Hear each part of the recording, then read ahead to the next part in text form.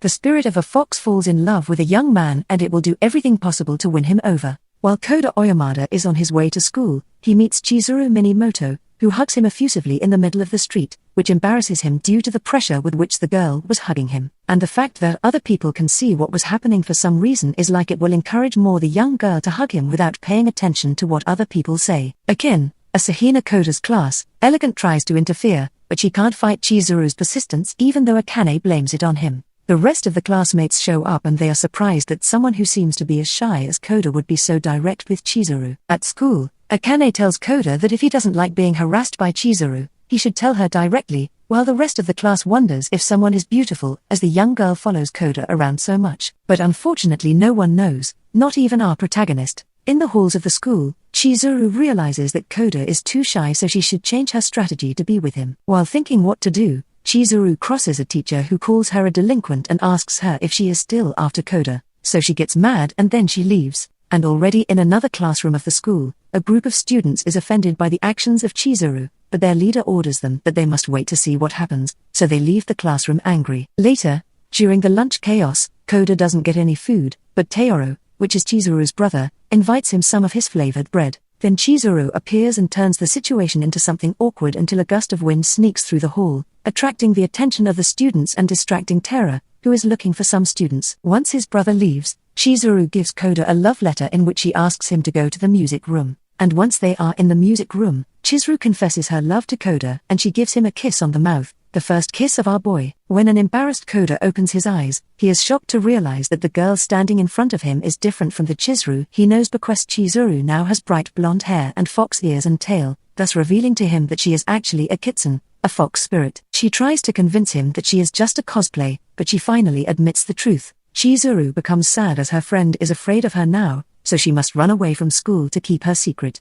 But he tells her that he doesn't care about it because she is beautiful anyway, which she understands is permission to be able to hug him. However, Tora, Chizuru's little brother soon interferes and he tries to tell her that their friendship is dangerous, to which the girl says that she has everything under control and that she loves the human. Then she proves that by giving him a kiss and disappearing inside him, leaving only her clothes lying on the floor. Chizuru possesses Koda for a while and she conjures a huge flame that blows outside, leaving a huge hole in the school building and proving that being inside him beloved is stronger than ever and she won't let anyone separate them. Chizuru returns to normal and declares her love to Koda, whose life from now on will change forever. On the other hand, two mysterious young men arrive in town by motorcycle and the first thing they notice is a familiar scent mixed with the wind. The two young men say goodbye for now and the younger girl heads to our protagonist's school. Likewise, now that she has nothing to hide from her beloved, Chizuru is more unbearable than ever and she is not interested in hiding her affection, despite the fact that they are in the middle of the street, which does bother Koda, and that is why he runs away from Chizuru. Koda crosses paths with a girl of his age who is eating at a passing restaurant. The young woman devours the food without paying any attention to the vendor who was asking her to pay for it. Our hero intuits that she is a spirit like Chizuru and he offers to pay for her meal, but then he sees that he does not have enough money. But the quiet young woman pays for her own food without problems and she introduces herself as Nazuma and she thanks Koda by feeding him. She also takes the opportunity to sniff him a little, promising that she will remember his scent. That night, Koda sleeps while thinking about this new world of spirits and magics, while someone spies on him. Already the next day, Koda wakes up discovering that Chizuru has entered his room and she has slept next to him, which bothers him, and he asks her to return the key to the rooms. The young woman again goes to the street, but at his request she generates a sealed force field that allows them to be alone without anyone bothering them. In the middle of the street, however, Nazuma appears walking smoothly and then she pays attention to them and as if nothing, she destroys the sealed field, leaving our protagonists exposed. Koda is embarrassed, but Shaziro doesn't give a damn about it, although she is curious about Nazuma's presence and how our protagonist knows her. That same morning, Nazuma appears in Koda's class and she throws herself on him to the chagrin of Chizuru, who also throws herself on the young man in front of all the classmates. Quite a heartthrob, our protagonist. This one introduces herself as a transfer student from Hokkaido named Nazuma Ezamori, who sits next to our protagonist and already in the teacher's lounge. Chizuru is tied up in a chair, trying to escape to fight with the new student for her boy's love. But her teacher tells her that it's for her own good. She is explaining to her that Nazuma is no an ordinary person, but she belongs to a powerful wolf clan. This information alerts Chizuru, who flees in search of her beloved and she confronts Nazuma, telling her that Koda is hers. but the she-wolf has decided that she wants him for herself. Nazuma keeps getting in the way of Chizuru's plans to get closer to Koda because of her own desires. In short, the two girls are going to fight for the love of our protagonist. That morning, Koda wakes up and again he discovers Chizuru in his room, as this time the fox spirit has decided to honor him with breakfast, knowing that he doesn't have too many options and that breakfast is already ready. Koda tastes the food only to discover she has confused salt with sugar and all the food is sweeter than it should be. On the way, Chizuru apologizes for the confusion, but Koda noticed the burns on the young girl's fingers, product of her little experience in the kitchen. He tells her that the breakfast was tasty, cheering her up. The two of them walk happily, but Koda accidentally bumps into Nazuma, which makes the vixen jealous Pikachu. She knows that it was an accident. At school, Nazuma's attitudes annoy Chizuru, who becomes furious with her brother when he tells her that he gave the she-wolf one of his girly magazines for her to learn a few tricks. Furious, Chizuru throws a desk at her brother, sending him to the infirmary. Somewhere, a group of students are keeping a close eye on Chizuru and Nazuma's recent activities. Koda is the prize in a battlefield fought with food between Chizuru and Nazuma, but neither of them know how to cook very well, and Koda is the one who suffers as he is forced to eat terrible food. Experiments made by the two girls at the teacher's office. The headmaster warns the two girls that they must calm down, and if they continue causing trouble, there will be more drastic consequences. While the girls are being reprimanded, the group of students enters the classroom and Kumata, their leader, reminds them of the rules of the spirits that say they should not engage in relationships with humans. And although he makes it clear that he has no problems with it, there could be other spirits in the school that won't like it. The eating contest continues and each meal is worse than the last one, to the point of sending our hero to the infirmary. Later,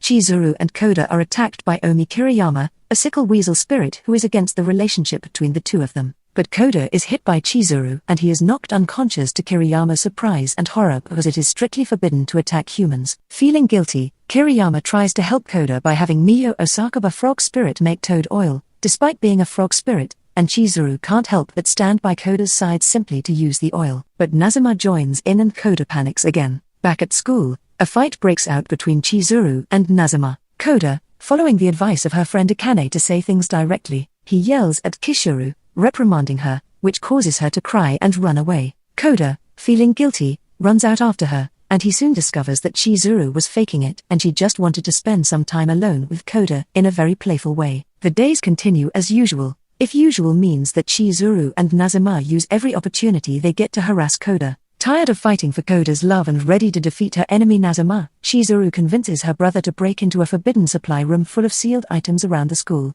and he steals a cursed bunny costume. During class, Chizuru appears crying in front of Koda because for some reason she can't take off the bunny suit, which is drawing a lot of attention to her classmates, and even though that worries her, she does like that Koda likes it. In the professor's room, Chizuru and his brother are reprimanded for entering the supply room, and the professor explains that the suit has a curse because it contains the soul of a spider demon that feeds on the life of the wearer. The professor promises them to see how to help our protagonist, but he tells her that she must hold on until they investigate very well. So meanwhile, she must use the scandalous suit. Chizuru wanted to wear a suit as she only hoped to attract the attention of her beloved, but now everyone at school is watching her and that makes her uncomfortable, especially when no one explains the reason for the suit, and they start with their own theories. That night, Chizuru decides to stay at Koda's house since she doesn't want to draw people's attention on her way to her own house and, by the way, take the opportunity to be with him. However, her plan doesn't go as planned since Nazuma joins the sleepover as well as Tora and Akane and the rest of her friends, who don't trust Koda to stay alone with Chizuru, although in reality, it should be the other way around. The next day, while going to school, Chizuru faints as the suit demon is feeding on her life energy. In the school infirmary, Akane takes the logical path and decides that if Chizuru is not able to take off the suit, the best thing to do is to cut it off and that's it. So she takes scissors and she prepares to open the suit. However, the demon fights back by transforming Akane's clothes into a sexy nurse outfit and so on with the rest of the clothes of all the female students in the school. The suit then changes the clothes of all the students into cliché cosplay costumes and tries to kill Chizuru, but she and Koda combine each other, freeing Chizuru from the evil suit and destroying it once and for all.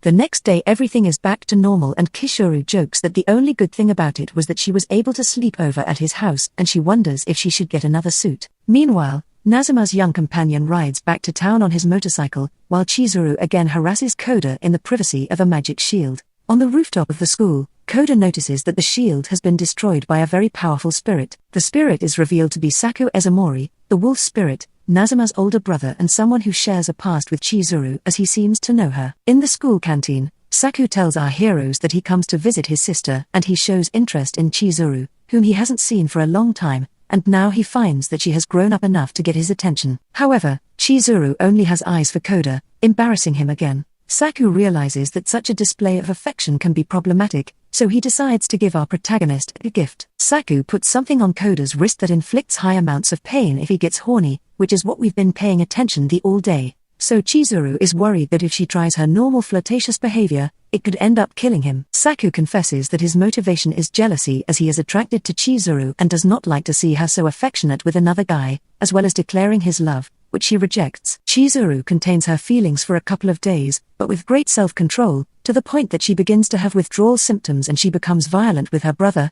who tries to help her. At her sister Teyura's request, she tries to plan a way to free Koda from the curse and she asks for help from her fellow spirits in the study group, and they agree with it. While Chizuru is being tied up in a classroom at the school so that she won't go after Koda, Teyura and Kiriyama try to negotiate with Nizumo's brother to violently remove his bracelet, but everything goes wrong when they discover that it is really powerful and even together they are not able to cause it any harm. Chizuru fights against it, but even using all her power, she is defeated by the powerful wolf. At the school, Nazuma hears his brother's howl of victory and tells Koda that Chizuru is in danger. Koda arrives at the battle site and he discovers all his friends defeated and he hugs Chizuru. Saku goes to get Koda and Chizuru tells him to run away and Nazuma stands in his brother's way. Koda and Chizuru combine each other and they use their enormous power to defeat Nazuma's brother. In one attack, Saku keeps his word and he removes the bracelet from Koda's wrist, freeing him from the curse. The wolf leaves and he asks her sister what she wants to do, and she replies that she wants to stay by Koda's side.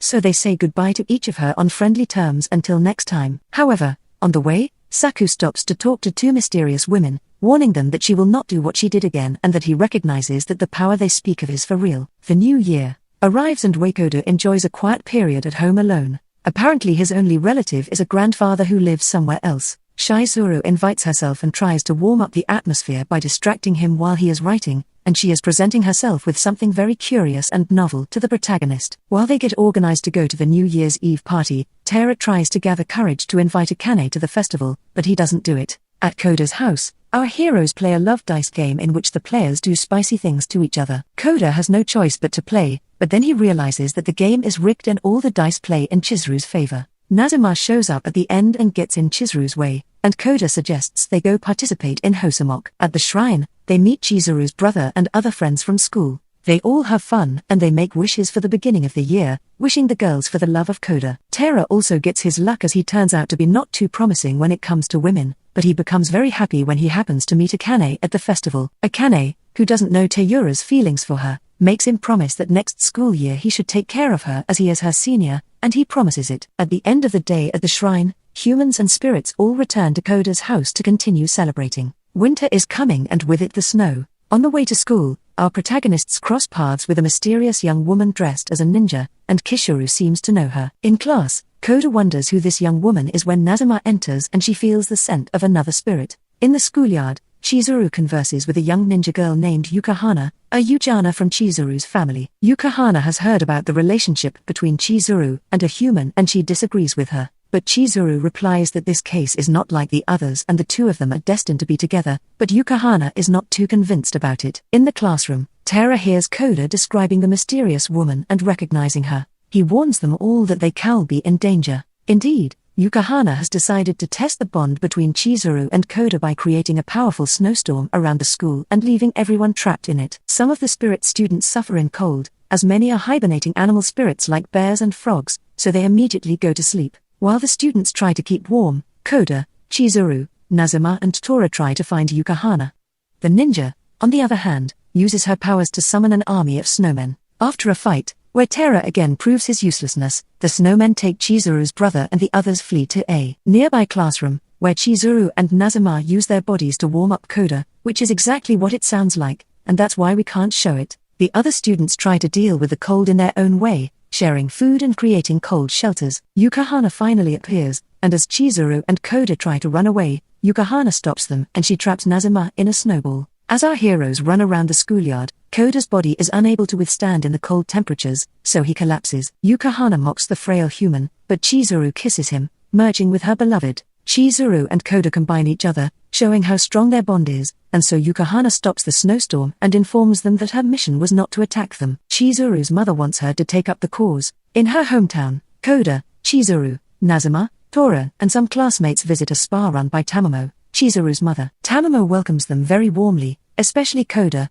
whom she is very interested in getting to know him more. To ply in this series is either something to worry about or be very happy about. There are no half measures here. During a super objectionable sequence involving washed backs, it is revealed that Chizuru's mother is none other than the fox deity, Tamamo Nami, the fox with 9 tails. The two women argue and Chizuru asks her mother not to seduce her beloved, but Tamo replies that they will see if it is their destiny to be together or not. During dinner, Chizuru seems to be missing in action, which is part of her mother's plan, who has locked her in a barrel. Tamamo decides to test the bond between them by using a special drink that makes two people fall in love with each other. Unfortunately, this happens between Koda and Nazuma. Chizuru arrives too late and Koda has already drank the drink and he falls in love with Nazuma, and his mother explains to him that there is nothing he can do but just wait for the drink to wear off. Tahiro finds out about the power of the drink and tries to make Akane fall in love with him, but she instead falls in love with the bottle. So we have two jokes: the man who wants to make a girl drink a drink to win her over without her knowing, and the girl with a drinking problem. While the hormones do their thing, Tamo talks to two customers of the inn who turn out to be the two women Saku was talking to, and she apologizes to them for the problems, but they tell her there is nothing to apologize for. The night goes on with Koda and Nazuma in love, trying to have a moment alone without Chizuru coming between them or trying to seduce our protagonist, and the young vixen Spirit spends the whole night getting between the two lovers. In the end, Koda recovers and he manages to reconcile with Chizuru. When the group returns to the city, Tamo trusts in Chizuru and Koda. As they leave, Yukahana asks Tamo if Koda has passed the test, and the woman replies that she can't believe the young man has overcome the power of the 9 tails cocktail. The girl and the mysterious woman spy on Koda's house, where the young man and Chizuru are fooling around and they don't seem to approve the relationship. It gets more complicated when the girl refers to Koda as her older brother. In the countryside, the twins Ai and Ren, schoolmates of our heroes, fight a creature in the form of a centripede, revealing that they are spirit hunters. The creature is about to escape, but the woman knew the girl's bodyguard electrocutes the monster, annihilating it. The twins' teacher implies that the girl, Minori Matama, and her spirit bodyguard need the services of the monster hunters to seal the spirit of a dangerous spirit that is terrorizing their school. Minori reveals that the spirit is her classmate Chizuru, and she offers them a lot of money to seal her powers. The girls accept when Minori offers them a mountain of money, because beyond the heroism and the feeling of doing something good, demon hunting does not give much money and the girls are very poor. The next day, the twins try to destroy Chizuru using a bomb worthy of a cartoon, but our heroine senses the danger and she escapes, so the bomb only affects the twins. Later, the twins conclude that the bomb was a piece of crap. They look for a way to seal Chizuru's powers. The twins come up with a plan, and at lunchtime they give her a drug to only discover that it makes Chizuru's breast disappear. Shocked by her loss, Chizuru desperately tries to find a cure to get rid of this. Koda admits that the relationship is not the same with that big change, so our heroine tries desperate measures and gets help from Koda, Nazuma, and Tora. During the brainstorming session, Chizuru is so desperate that she doesn't reject anything, so she sends her brother on a trip around the world in search of miracle cures, while Shikoda and Nazuma stay at school doing exercises and massages, while the twins continue to use their useless bombs to fail miserably.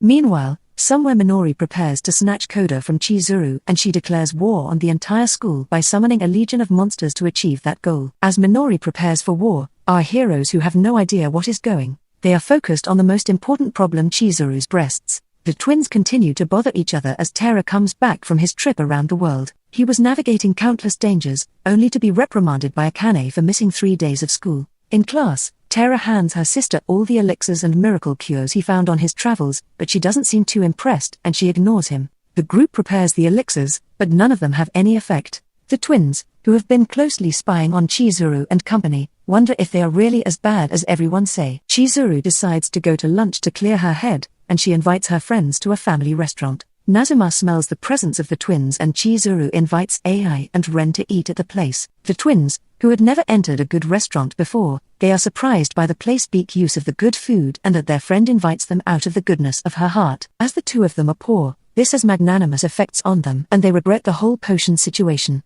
The next day, Minori summons some demons to attack the school. The school is protected by a powerful seal that obviously won't hold much, so the spirit students prepare to fight while a magical snow causes the human students to fall asleep on the spot. The adults are powerful enough to defeat most of the demons, but they are no match for the power of Nu, who defeats everyone in her path. Nu enters and takes down Nazuma, who, despite her power, is no match for the bird woman. Then Nu chases Koda and Chizuru into one of the classrooms, and once they are there, it looks like she has no choice but fight. Chizuru fights the woman, but without powers is unable to do anything against her. When Koda is cornered, he refuses to let Chizuru die and he discovers his fox powers. Koda possesses Chizuru and turns into a five-tailed black fox. He defeats Nu and Minori, so the two of them flee away, but the girl vows to make Koda hers someday. Then his spiritual powers are restored. Chizuru, Koda, Tayura, Nazuma and their friends go to a beach known only to spirits. After some trouble changing their clothes and an attempt at sunbathing, they discover a nearby beach house called Tamanoya, which is run by none other than Tamamo and Yukahana, Chizuru's mother,